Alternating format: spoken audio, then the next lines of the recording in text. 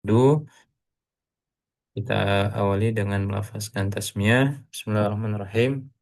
Rabbi israh li sadri wa yassir li amri wa hlul 'uqdatam min lisani yafqahu qawli amma ba'du. Alhamdulillah. Gimana kabarnya Mas Alif, Mas Bara?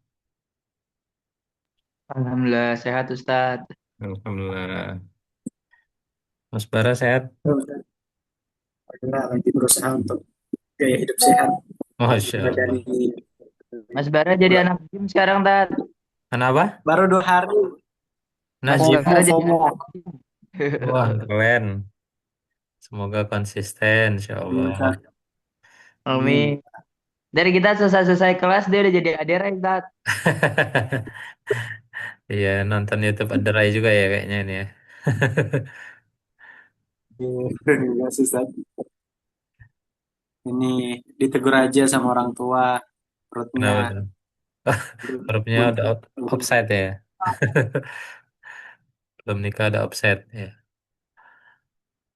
Oke, ya, kita lanjutkan sedikit ya. Nah, ini hikmah yang mungkin kita pendam ya. Nunggu Mas Alif datang nih. Jadi kita ini terakhir hikmah di harfun jar ya. Dia mengirim musibah titik-titik mereka. Dia mengirim utusan titik-titik mereka. Kira-kira kata penghubungnya apa ini? Kepada Ustadz. Kepada sama atau ada yang beda? Musibah kepada mereka atau musibah atas mereka. Atas, Nah, yang mana atas juga yang bisa Ustaz. kepada yang atas yang mana? Yang mengirim musibah atas mereka, yang musibah atas, Atas utusan mereka. kepada. Oke.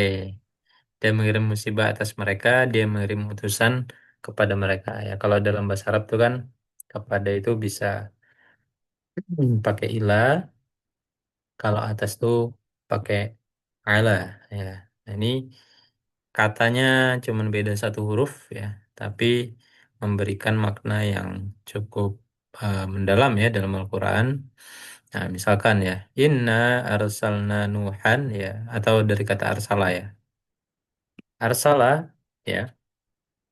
Nah, ini misalkan ada satu kata ya, satu objek misalkan sebut saja A, ya, di sini ada B. Nah, ini kan bisa potensinya dua ya.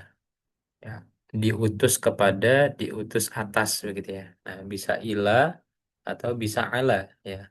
Kapan kita mengetahui penggunaan ila dan kapan kita menggunakan pengetahuan ala ya? Kalau penggunaan ilah dipakai kalau misalkan ya objek A dengan objek B ini memiliki kesamaan gitu ya. Kalaupun tidak kesamaan artinya dia ekivalen gitu ya, tidak saling mendominasi. Tapi kalau kata ala biasanya ada satu dari antara kedua A ataupun B ini yang lebih mendominasi. Nah, maka kalau misalkan padanannya fiilnya adalah arsala ya dalam Al-Quran misalkan ya, inna arsalna nuhan. Nah, kira-kira apa nih? Ala qaumihi atau ila qaumihi? Nuh, Ila, ya Nuh dengan kaumnya itu sama-sama manusia ya, maka menggunakan ila ya. Inna arsalna Nuhan ila qaumihi ya. Kemudian arsalna ya titik-titik him ya rihan sorsoron. Nah, arsalna alaihim rihan sorsoron atau arsalna ilaihim rihan sorsoron. Kira-kira yang mana? alaihim. Ya, kenapa alaihim? Karena Pokoknya yang musibah-musibah ala ya Ustaz. ya dominasinya begitu. Azab-azab. Kenapa? Karena di sini konteksnya dia manusia ya, sosok nabi. Nah, di sini bukan sosok nabi apa orang begitu ya. Nah, di sini konteksnya musibahnya. Nah, itu kan bentuk yang berbeda gitu ya. Ada satu yang mendominasi di antara keduanya, maka menggunakan ala. Nah, sama juga dengan Arsalna bukannya bukan Nabi Ustaz. Allah dan dengan segala ya, kekuasaannya ya. maksudnya bukan sosok yang sama dengan Rihan ya. Nah, Oh, oke oke. arsalna itu inna arsalna Nuhan ya. Kalau di sini arsalna alaihim rihan ya. Dia mengirim utusan ya sebenarnya di sini ya. Arsalna, ya ini juga sama ya. Arsalna alaihim soyhatan wahidan. Ya ini juga konteksnya sama ya. Karena ini menceritakan tentang musibah. Ya, kemudian arsalna alaihim hasiba ya. Kemudian inna arsalna, nah ini apa nih? Alaikum atau ilaikum rasulan kira-kira. Yang pertama ya konteksnya adalah Rasul, yang kedua adalah kalian. Nah ya sebagai objeknya adalah sama-sama manusia begitu ya. Maka menggunakan ilah ya. Inna arsalna ilaikum rasulan. Ya, atau contoh yang lain wa arsalna alaihim toiran ababil ya. Alaihim ya kenapa? Karena antara toiran ababil dengan seorang rasul begitu ya. Dia mengutus manusia gitu ya, bentuknya makhluk gitu ya. Nah, assalamu apa nih? Ilaikum atau alaikum? Alaikum ya. Kenapa? Karena sosoknya berbeda ya. Ya, dia Allah lebihkan keselamatan dibandingkan dengan kalian gitu ya. Artinya lebih mendominasi kata assalam dibandingkan dengan kaliannya gitu ya. Artinya dua objek yang mungkin berbeda begitu ya. Arsalna Musa bi ayatina ila Fir'auna. Kenapa Musa dengan Fir'aun itu kedudukannya sama ya, bukan kedudukan secara ini ya, satunya nabi satunya bukan, tapi kedudukan maksudnya sama-sama manusia begitu ya.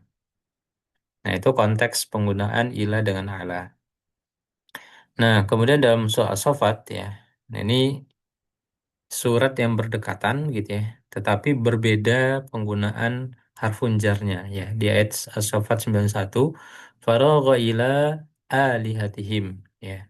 Ila alihatihim. Faqala la ta'kulun yang kedua ya di surah As-Saffat 93, faragha alaihim darban bil yamin. Apa kira-kira bedanya? Ya, faragha itu apa ya? Mendatangi ya. Nabiullah Ibrahim alaihissalam itu mendatangi sembelihan, bukan sembelihan apa sesembahan ya, sembahannya mereka, ya ini patung berhala gitu ya. Yang pertama itu menyebutkan faqala ala ta'kulun ya. Ya, kenapa kamu nggak mau makan gitu ya. Jadi yang pertama mempertanyakan gitu ya. Tapi konteksnya masih biasa-biasa aja. Tapi kalau yang kedua gitu ya, faragha alaihim dorban bil yamin ya. Jadi Nabiullah Ibrahim alaihissalam itu ya bukan cuma bertanya, tapi sudah apa ya me- memberikan pukulan gitu ya dengan tangan kanannya. Jadi sudah memberikan reaksi menunjukkan Nabiullah Ibrahim itu kedudukannya lebih daripada sesembahan itu. Kalau tadi kan baru bertanya gitu ya, artinya masih biasa-biasa saja kondisinya ya, bukan setara tapi biasa-biasa saja, belum terlihat dominasinya. Nah, tapi kalau yang kedua, faragha alaihim ya. Nah, di sini sudah mulai kelihatan dominasinya Nabiullah Ibrahim alaihissalam itu kepada sesembahan itu lebih ya, tinggi kedudukannya. Makanya digunakan pakai ala di ayat yang di 91-nya pakai ilah. Nah, ini ya sangat presisi sekali Al-Qur'an ya. Sebenarnya kalau ini kan untuk penghafal Al-Quran ini sebagai sesuatu yang momok begitu ya. Faragha ila alihatim, faragha alaihim. Nah, cuman beda satu huruf gitu ya. Ila dengan ala ya. Tapi dampaknya luar biasa gitu ya. Nah, begitu juga penggunaan anzala. Nah, ketika Allah Subhanahu wa taala misalkan sering menyebutkan menurunkan Al-Quran kepada Nabi Muhammad SAW misalkan ya. Anzalna ya, misalkan Quran ila Rasul ya. Nah, kapan pakai ila, kapan pakai ala gitu ya. Nah, kita bisa coba lihat di ayatnya. Inna anzalna ilaikal kitaba bil haqqi fa'budillaha mukhlishan lahuddin ya. Sungguhnya kami telah menurunkan kepadanya Alkitab dengan yang benar gitu ya. Fa'budillah mukhlishan lahuddin, maka sembahlah Allah Subhanahu wa taala dengan ikhlas ya dalam agama ini. Nah, dalam konteks penggunaan anzalna ila itu biasanya itu tidak ada pembebanan-pembebanan yang spesifik ya untuk disampaikan lagi gitu ya.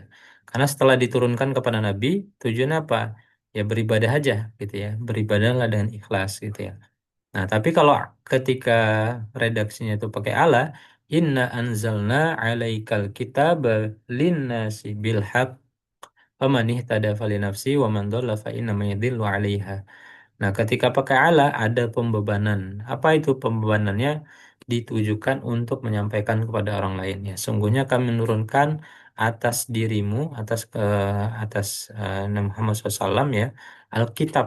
Untuk siapa? Untuk manusia. Jadi ada pembebanan agar Al-Quran ini disampaikan juga kepada manusia. Kalau tadi tujuannya untuk diri sendiri, fa'budillah ya. Ini bukan kepada orang lain gitu ya, tapi kepada Nabi karena fa-nya itu ditujukan kepada Nabi.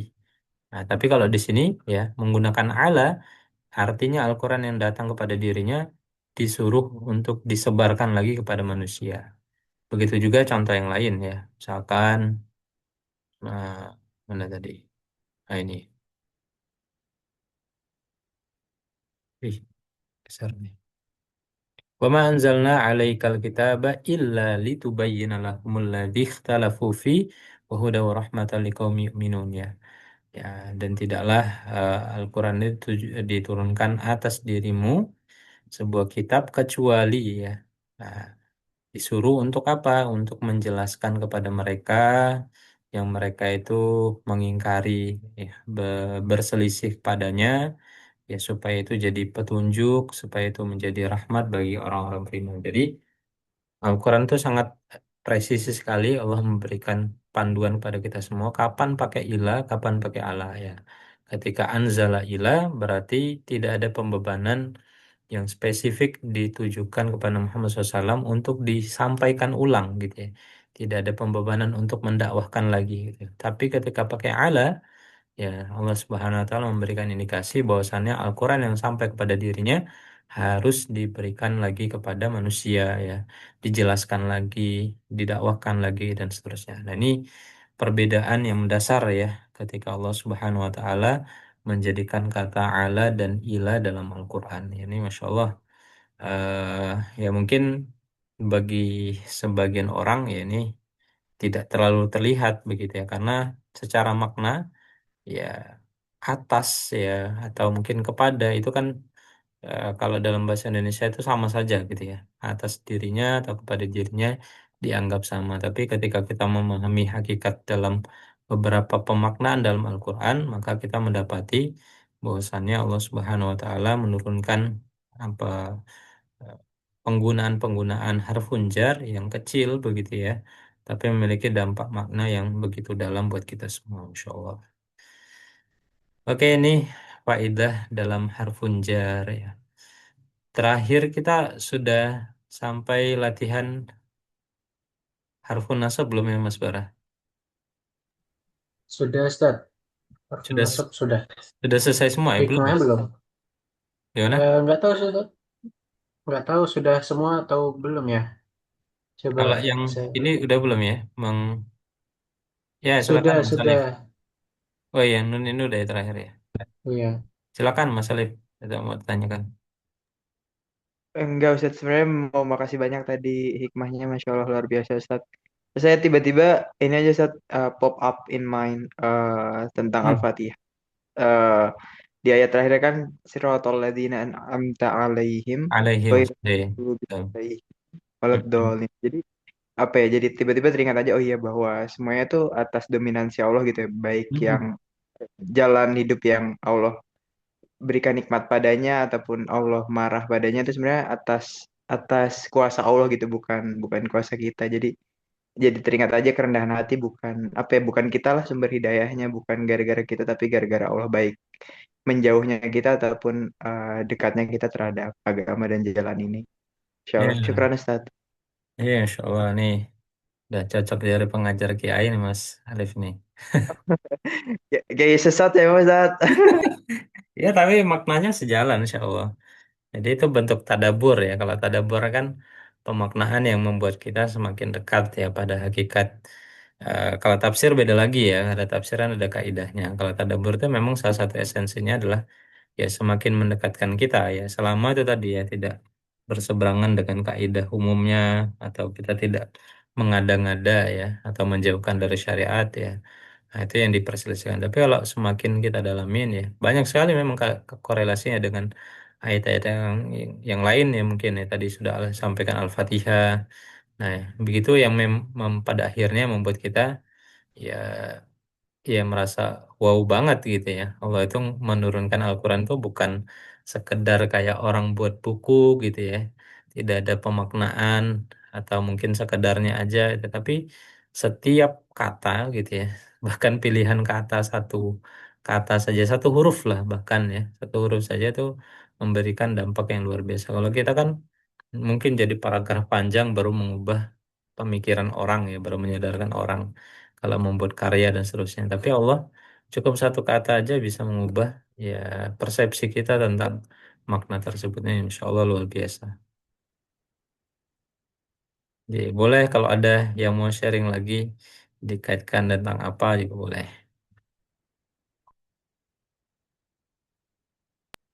Cukup insya Allah. Ustaz. Oke. Kita ini ya review terakhir ini mungkin sambil berjalan tentang harf nasab wa ismuha ya. Kayaknya belum semua kemarin ya Mas Bara ya. Kita coba pilih yang bagian akhir ini. Ya lagi namanya kamu ini coba ya. Ya boleh dari ayat 11 dari Mas Bara dulu mencari apakah ada fragmen Mausuf wa sifah Mahmudah Mudafilai Majar Majrur dan fragmen hak nasab wa ismuha. Dari ayat baris pertama dulu silakan. Waduh, kok jadi ngeblank ya, Seth? Ya saya review sedikit ya, Oh, review sedikit biar ingat. iya boleh. Sama Ustaz. Jadi ada tiga fragmen yang sudah kita pelajari. Pertama fragmen Indofa, komponennya adalah mudhof, mudhof ilaih. Ya, caranya gimana? Ya paling gampang memang mencari idofa ya. Cari aja yang sebelumnya ya tahu yang ada kata potensi dia menjadi jar gitu ya. Biasanya kasroh begitu ya. Nah setelahnya pastikan dia bentuknya ringkas dan tanpa alif lam. Nah, ini cara pertama. Jadi kalau dideretin ada kata gitu ya, ketemu, oh ini berharokat kasroh. Nah, lihat sebelumnya. Sebelumnya apa nih? Ringkas tanpa alif lam berarti dia fragmen mudhof mudhof ilaih. Nah, ini fragmen idhofah. Karena dia pasti bersebelahan. Yang kedua ada fragmen jar majrur. Nah, fragmen jar majrur ya mudahnya dari hafalan kita ya. Bitawakala min fi'an hatta ala ilah. Kalau ada huruf jar, berhenti ya. Kemudian lihat sebelahnya. Sebelahnya kemungkinan besar adalah berstatus majrur. Kecuali biasanya pakai la, kecuali biasa pakai wa. Nah, itu yang memiliki beberapa fungsi dalam Al-Quran ya. Jadi tidak harus menjadi majrur. Nah, kemudian fragmen selanjutnya harf nasab wa ismuha. Inna, anna, ka'anna, lakinna, laita, la'alla. Ada 6 huruf ya. Inna, anna, ka'anna, lakinna, laita, la'alla. Kalau di sebelahnya ketemu 6 huruf tersebut, sebelahnya persis ada yang nasab, maka ini pasangannya. Ya. Kalau sebelahnya nggak ada nasab ya, maka bisa jadi dia terjeda jauh ya sebagai nasabnya. Loh, kok udah mau habis ini? Nanti kita ini lagi ya, kita join lagi nanti ya. Siap Ustaz.